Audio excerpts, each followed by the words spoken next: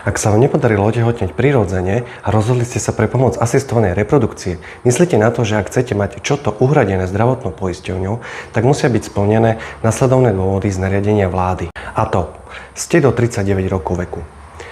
Ďalej sú to chýbajúce alebo nezvratne poškodené vajcovody či vaječníky, ale nemôže to byť následok umelého prerušenia tehotenstva.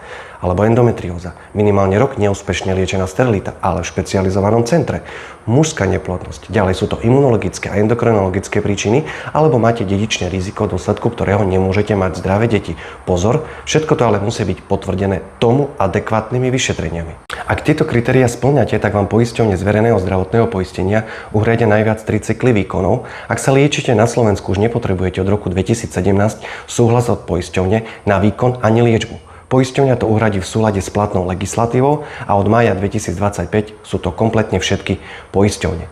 Či spĺňate podmienky, posúdi lekár daného centra.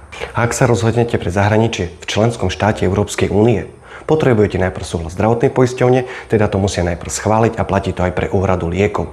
Jednotlivé poisťovne vám môžu poskytnúť rôzne ďalšie ich benefity, eventuálne vám nejaké zľavy môžu poskytnúť aj dané IVF centra.